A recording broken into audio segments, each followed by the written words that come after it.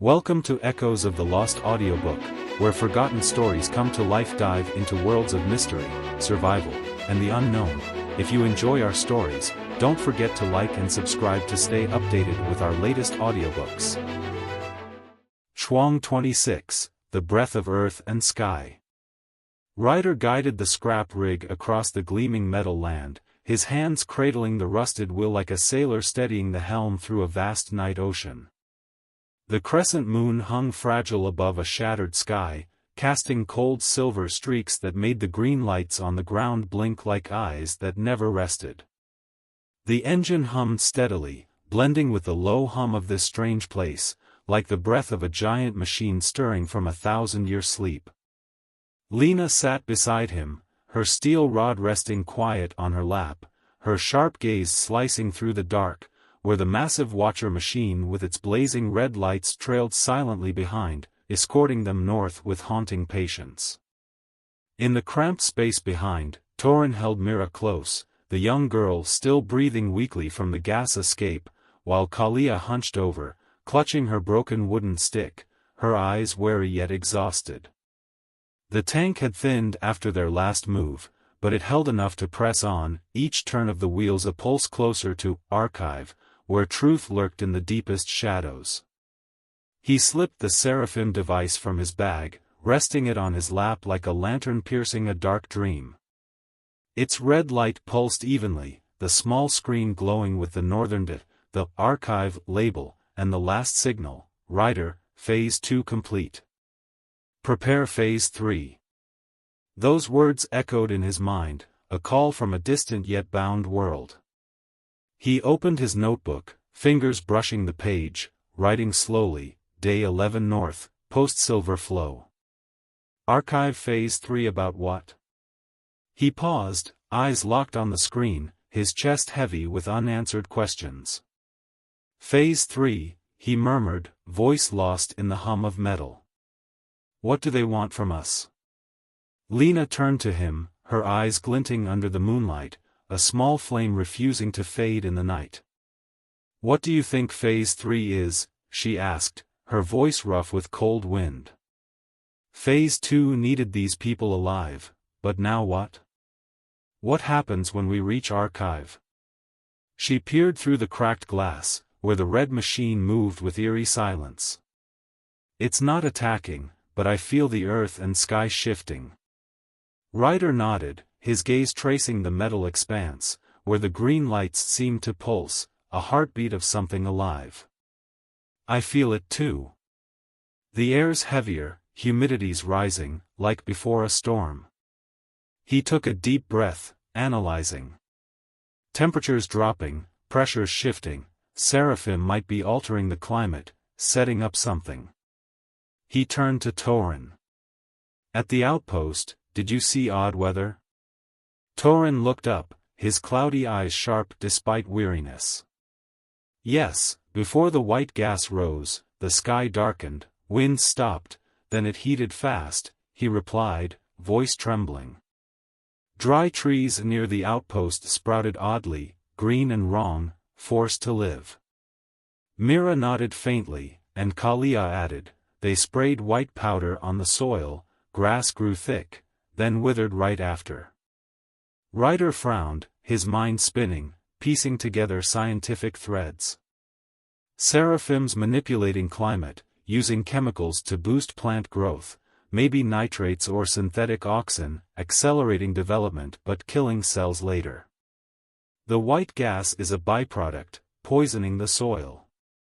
He scribbled quickly, climate shift, plant stimulation, toxic environment.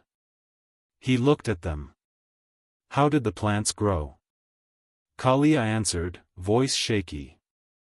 Fast, leaves oversized, but roots weak, dead in hours. Torin added, the ground cracked, like it was sucked dry. Before Ryder could speak, the ground shook hard, not an explosion, but a deep rumble from below, paired with a sudden hot wind blasting through, carrying a sharp scent of chemicals and scorched earth. Ahead, red sand from the metal land's edge surged up, not naturally, but forced by a mass of strange roots erupting from cracks, growing fast, dark green, bristling with thorns, releasing a faint white mist. "Watch out!" Lena shouted, pointing at the roots. "It's blocking us." Ryder stopped the rig, studying the plants, his mind racing like a scientist in chaos. Mutated vegetation, chemically accelerated, thorns likely toxic, like desert cactus defenses.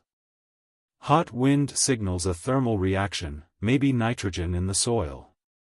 He sniffed the white mist, analyzing. Lighter than before, rising, not choking, but toxic long-term. He turned to the group. "We need to break the roots, no fire, it'll boost growth. Find something hard, natural acid to cut them." Lena rummaged her bag, pulling a small bottle from the outpost. This was for cleaning machines, smells sour. Ryder checked it, sniffing. Citric acid, weak but enough to corrode plant fibers. He looked at Torin.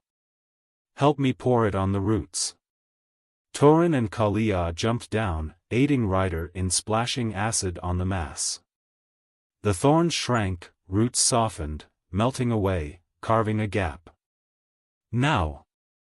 Ryder yelled, climbing in, flooring it through, the plants wilting behind. They stopped on a high patch, the mist fading. "We're clear," he panted, glancing at the group. "That acid worked." Torin nodded, awed. "You understand plants too?" Mira whispered, like a forest grower. Kalia smiled faintly, "You know earth and sky." Ryder checked the device, its screen flaring. "Archive, Ryder, Phase 3 begins.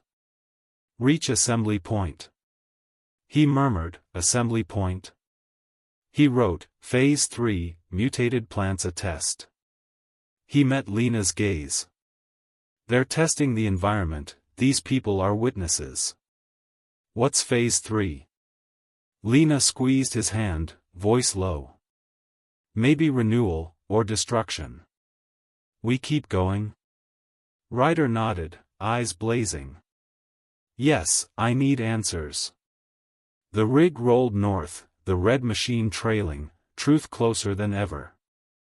Chuang 27, silence before the storm. Ryder guided the scrap rig across the gleaming metal land, his hands cradling the rusted wheel like a sailor steadying the helm through a calm yet ominous sea. The crescent moon hung fragile above a shattered sky, casting cold silver streaks that made the green lights on the ground blink like eyes that never slept. The engine hummed steadily, blending with the low hum of this strange place, like the breath of a giant machine poised for something in the dark. Lena sat beside him, her steel rod resting quiet on her lap, her gaze drifting silently over the endless expanse, where the massive watcher machine with its blazing red lights trailed behind, escorting them north with haunting patience. In the cramped space behind, Torin held Mira close, the young girl less shaky but still breathing weakly, while Kalia sat huddled, clutching her broken wooden stick, her eyes softening after the recent dangers. The tank had thinned considerably, but it held enough to carry on, each turn of the wheels a slow pulse drawing them closer to Archive, where truth hid in the deepest shadows. He slipped the Seraphim device from his bag, resting it on his lap like a lantern cutting through the thick night. Its red light pulsed evenly, the small screen glowing with the Northern the Archive label, and the last signal, Ryder, Phase 3 begins. Reach assembly point. Those words echoed in his mind, a whisper from a far-off world tied to his fate and those around him. He opened his notebook, fingers brushing the page, writing slowly, Day 12 North, Post Routes. Archive Phase 3, assembly point where? He paused, eyes locked on the screen, his chest heavy with unease. Assembly point, he murmured, voice low, blending with the hum of metal. Why do they need us there? Lena turned to him, her eyes glinting under the moonlight, a small flame refusing to fade in the dark. "Do you feel something?" she asked, her voice rough with cold wind. "The air's odd, like before rain, but there's no clouds." She peered through the cracked glass, where the metal land stretched silent. "It's too still, I don't like it." Ryder nodded, his gaze tracing the metal expanse, where the green lights seemed to quiver faintly, a heartbeat of something waiting. He took a deep breath, feeling the air, his mind beginning a slow analysis. "You're right. Humidity's rising, but no cloud signs, pressure's dropping steadily, like before a storm. Wind's gone, temperature's unnaturally steady." He tilted his head, observing carefully. "This isn't natural weather, Seraphim might be controlling it, setting up for Phase 3. He wrote slowly, "Weather shift, pressure drop, preparing what?" He met Lena's gaze, voice low. "If it's a storm, it won't be like any we know." Lena frowned, her hand tightening on the steel rod. "What do you mean?" "They're messing with the sky." She turned to Torin. "At the outpost, how did the weather change before you ran?" Torin looked up, his cloudy eyes sharp despite age. "Before the white gas rose, the air got heavy, pressing on your chest," he replied, voice deliberate. "Then it heated fast, but no wind, just a hum from the ground." Mira nodded faintly, whispering, "I saw red sand lift, like it was pulled." Ryder listened, letting the details sink in, his mind piecing them together like a patient scientist. Low pressure, heat spike, still air, could be an artificial atmospheric system. If they're using chemicals from black sap and white powder, it might heat the air layer, mimicking a tropical storm effect, but more localized. He looked out, feeling the eerie calm. Sand lifting means pressure variance, like a small vortex. They're gearing up for something big. He turned to the group. "You all okay? If a storm hits, we need to be ready." Kalia nodded, voice soft. "I can manage, but Myra's weak." Torin held his daughter tighter, worried. "She's coughing less, but still tired." Ryder watched Mira, noting her breathing, drawing on his biology knowledge. Slow respiration, maybe white gas lingering in her lungs, cutting oxygen. She needs clean air, rest. He rummaged his bag, pulling a clean cloth, handing it to Torin. "Have her cover her nose, breathe slow, it'll help." Before they could do more, the ground pulsed faintly, not as sharp as before, but like a steady beat from below. The air around them grew heavier, carrying a dry earth scent with a hint of burnt metal. Ryder looked up, spotting a faint green glow on the northern horizon, not moonlight, but like light from a vast energy source. "Look," he whispered, pointing. "Assembly point, maybe there." Lena sat up, eyes tense. "If it's a storm, this rig won't outrun it." She met his gaze, voice low. "Got a plan?" Ryder thought slowly, taking in every detail.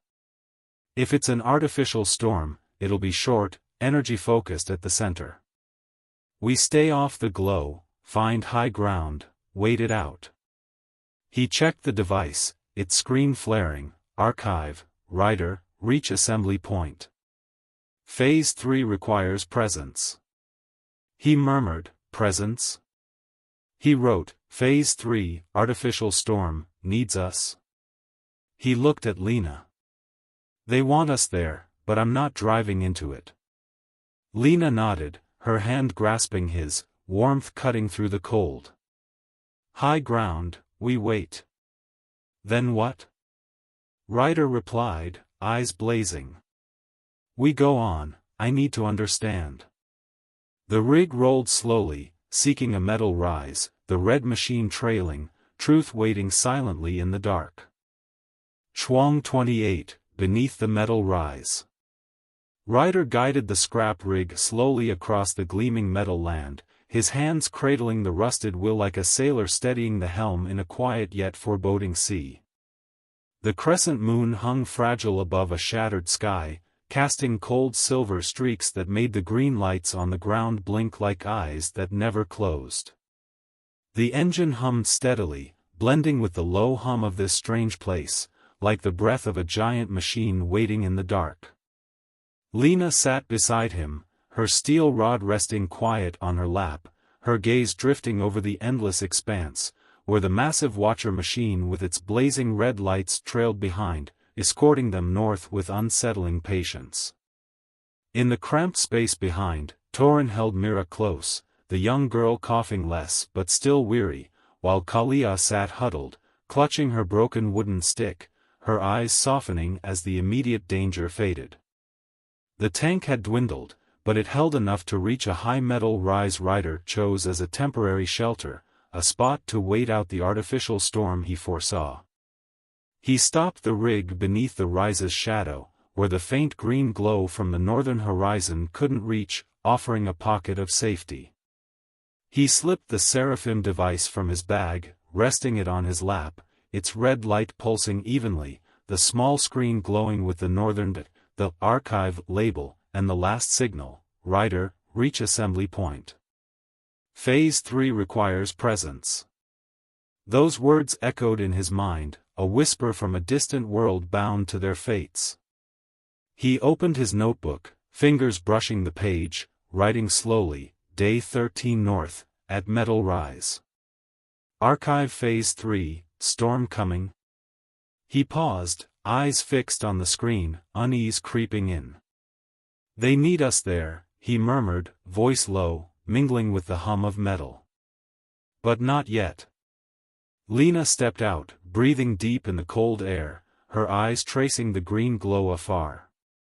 You sure a storm's coming? She asked, her voice rough with night wind.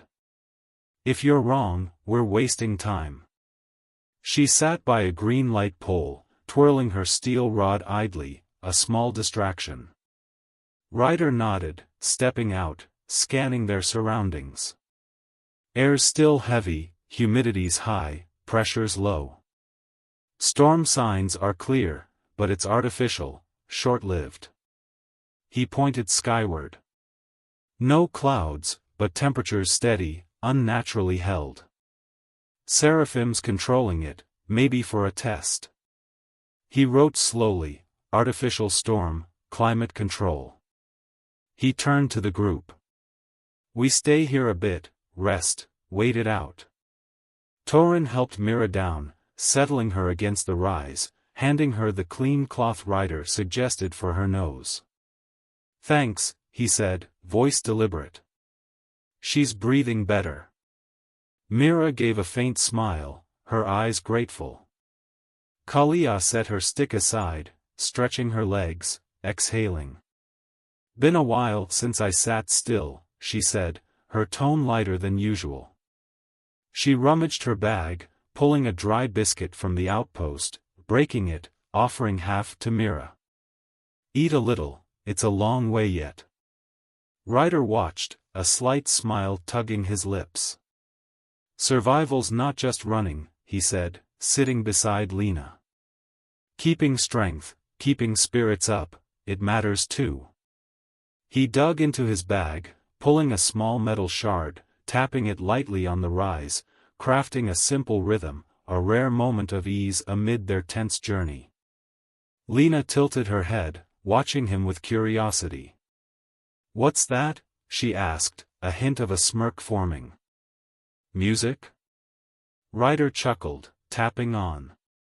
Just noise, clears the mind. Used to do it back, in the old place. He paused, a flicker of MH370 crossing his thoughts, but he let it fade. Torin sat by Mira, patting her shoulder, whispering something that made her giggle softly. Kalia glanced at Ryder, asking, You know so much, how'd you end up here?